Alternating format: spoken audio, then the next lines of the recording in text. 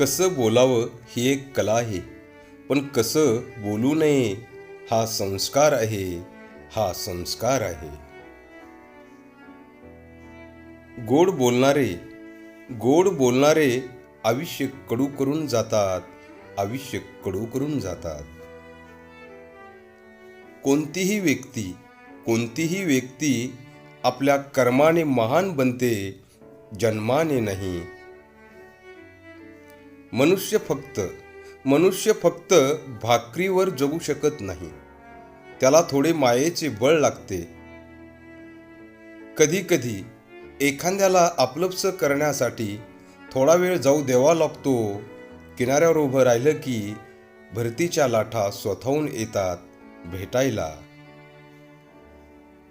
आयुष्याचे महत्त्वाचे निर्णय हे लोकांच्या मनाचा विचार करून कधीच घेऊ नये. कारण आपली मेहनतच कितीही असली तरीही लोक मात्र आपल्या नशिबाचाच हेवा करतात. आपल्या नशिबाचाच हेवा करतात. कुणाचं बोलणं मनावर घ्यायचं आणि कुणाच्या बोलण्याकडे दुर्लक्ष करायचं हे समजलं की आयुष्यातले बरेचसे प्रॉब्लेम कमी होतात.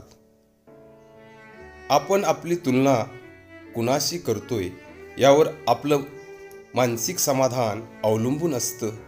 चंद्राची तुलना चांदण्याशी केली तर तो उठून दिसतो. सूर्यासमोर तो नेहमीच झाकोळलेला असतो. एकटा आहे किंवा पुरेसं पाठबळ आहे यावर माणसाचं कर्तृत्व अवलंबून नसतं. चाफा एकटा फुलत असला तरीही पुरेसा सुगंध देतो. वेळ जात नाही म्हणून एखादी गोष्ट करण्यापेक्षा अशा एखाद्या गोष्टीला वेळ द्यावा जी आपली वेळ बदलू शकेल.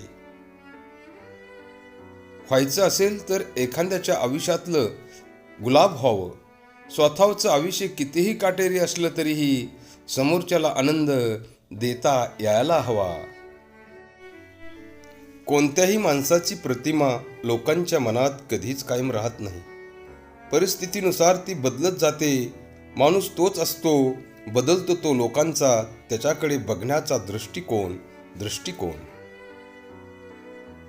संधीशिवाय कार्यक्षमतेला किंमत नाही. मैत्रीचा कोणताही मोबदला नसतो. ती जीवनाचे अमूल्य रत्न आहे.